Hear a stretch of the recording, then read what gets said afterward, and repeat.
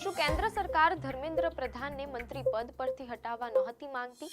મંત્રી પદ બચાવવા સરકારે આપી બધી શરતો માનવાની ખાતરી છતાં સીજેપી અને વિદ્યાર્થી નેતાઓ ધર્મેન્દ્ર પ્રધાનના રાજીનામા પર જ કેમ અડીખમ રહ્યા? નમસ્કાર દર્શક મિત્રો, ધ લોકસત્તા શોમાં આપનું સ્વાગત છે. કેન્દ્રીય શિક્ષણ મંત્રી ધર્મેન્દ્ર પ્રધાનના રાજીનામા અને વિદ્યાર્થી આંદોલનને લઈને દેશના રાજકારણમાંથી આ સમયના સૌથી મોટા અને ચોંકાવનારા સમાચાર સામે આવ્યા છે. 25 જુલાઈના રોજ ભારતીય જનતા પાર્ટી એટલે કે બીજેપીના સાંસદ ધર્મેન્દ્ર પ્રધાને કેન્દ્રીય શિક્ષણ મંત્રીના પદ પરથી રાજીનામું આપ્યું હતું. પરંતુ હવે મીડિયાના અહેવાલોમાંથી એવી પણ માહિતી મળી રહી છે કે કેટલાક રિપોર્ટ અનુસાર એવો અંદાજ લગાવવામાં આવી રહ્યો છે કે આ રાજીનામા પહેલા પડદા પાછળ એક બહુ મોટું રાજકીય ઘટનાક્રમ ચાલી રહ્યું હતું.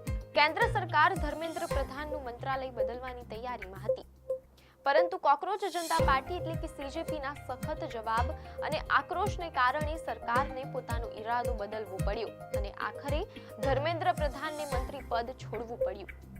કેન્દ્ર સરકારના પ્રતિનિધિ તરીકે કેન્દ્રીય મંત્રી જેપી નડ્ડા અને કેન્દ્રીય રાજ્યમંત્રી જીતેન્દ્રસિંહ સીજેપી સાથે સતત વાટાઘાટો કરી રહ્યા હતા. અહેવાલો અનુસાર બંને મંત્રીઓએ સીજેપીને કહ્યું હતું કે દેશને નવો શિક્ષણ મંત્રી મળી જશે, તેથી પ્રોટેસ્ટ ખતમ કરી દેવામાં આવે, પરંતુ સીજેપી પોતાના વલણ પર સંપૂર્ણપણે અડગ રહી. આખરે 25 જુલાઈએ સરકાર અને સીજેપી વચ્ચેની ત્રીજા રાઉન્ડની બેઠક થાય તે પહેલા જ ધર્મેન્દ્ર પ્રધાને રાજીનામું આપી દીધું.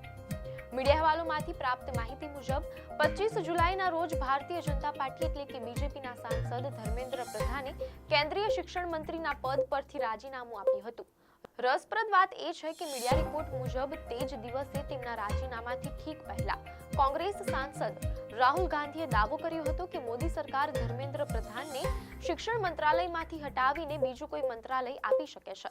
હવે સામે આવેલા અહેવાલો અનુસાર સરકાર દ્વારા કોકરોચ જનતા પાર્ટી એટલે કે સીજેપીને પણ ધર્મેન્દ્ર પ્રધાનનો પોર્ટફોલિયો બદલવાનો પ્રસ્તાવ આપવામાં આવ્યો હતો, જેને સીજેપીએ ફગાવી દીધો હતો. સરકારને એવી આશા હતી કે સીજેપી અને સ્ટુડન્ટ્સ લીડર્સ આ વાતથી રાજી થઈ જશે કે ધર્મેન્દ્ર પ્રધાન પાસેથી શિક્ષણ મંત્રાલય પાછું ખેંચી લેવામાં આવે. અહેવાલોમાંથી પ્રાપ્ત માહિતી મુજબ સરકારનો પ્રયાસ એવો હતો કે ધર્મેન્દ્ર પ્રધાનનો કેબિનેટ મંત્રી તરીકેનો દરજ્જો બરકરાર રહે અને તેમને બીજું કોઈ મંત્રાલય સોંપી દેવામાં આવે. મીડિયાના અહેવાલોમાંથી એવી પણ માહિતી મળી રહી છે કે કેટલાક રિપોર્ટ અનુસાર એવો અંદાજ લગાવવામાં આવી રહ્યો છે કે કેન્દ્ર સરકારના પ્રતિનિધિ તરીકે કેન્દ્રીય મંત્રી જેપી નડ્ડા અને કેન્દ્રીય રાજ્યમંત્રી જીતેન્દ્રસિંહ સીજેપી સાથે સીધી વાતચીત કરી રહ્યા હતા. વાટાઘાટો દરમિયાન બંને મંત્રીઓનો તર્ક એવો હતો કે કોઈ પણ મંત્રીને પદ પરથી હટાવવા કે તેમનો વિભાગ બદલવો એ સંપૂર્ણપણે વડાપ્રધાનનો વિશિષ્ટ અધિકાર છે.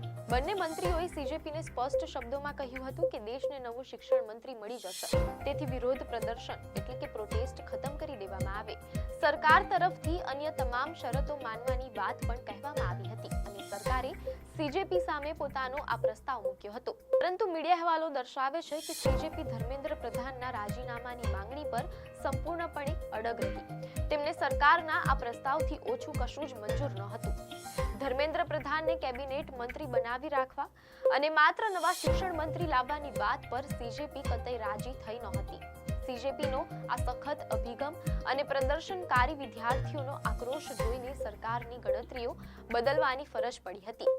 સીજેપીએ મંત્રાલય ફેરબદલની ફોર્મ્યુલાને સ્પષ્ટપણે નકારી કાઢી હતી અને પ્રધાનના રાજીનામાથી ઓછી કોઈ પણ શરત સ્વીકારવાનો ઇનકાર કરી દીધો હતો, તેમ અહેવાલોમાંથી જાણવા મળેલ છે. અહેવાલો મુજબ સીજેપીના આ સખત વલણ અને જનતાના ભારે દબાણને ધ્યાનમાં રાખીને આખરે કેન્દ્ર સરકારે તેમની માંગણીઓનો સ્વીકાર કરવો પડ્યો. જ્યારે સરકાર પોતાની જિંદગી ટૂંકાવનારા નીટના વિદ્યાર્થીઓના પરિવારોને વળતર આપવા અને પ્રદર્શનકારીઓ પર કોઈ કાનૂની કાર્યવાહી ન કરવા માટે તો અગાઉથી જ તૈયાર થઈ ગઈ હતી.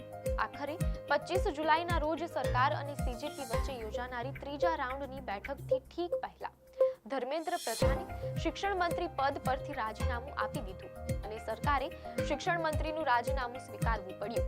તો દર્શક મિત્રો, અહેવાલોમાંથી સામે આવેલી માહિતી મુજબ ધર્મેન્દ્ર પ્રધાનના રાજીનામા પાછળ આ સમગ્ર ઘટનાક્રમ રહેલો હતો. સરકારે ધર્મેન્દ્ર પ્રધાનને કેબિનેટ મંત્રી રાખીને માત્ર તેમનો વિભાગ બદલવાનો પ્રસ્તાવ મૂક્યો હતો, પરંતુ સીજેપીએ આ પ્રસ્તાવ ફગાવી દીધો અને પોતાની માંગ પર અડગ રહી. આખરે જનતાના દબાણ અને સીજેપીના કડક વલણ સામે સરકારે રાજીનામું સ્વીકારવું પડ્યું. આ સમગ્ર મામલા પર તમારું શું માનવું છે? કમેન્ટ સેક્શનમાં તમારા વિચારો ચોક્કસ જણાવશો. આપને માહિતી સારી લાગી હોય તો વિડીયોને લાઈક અને શેર કરજો. ચેનલને સબસ્ક્રાઇબ કરજો.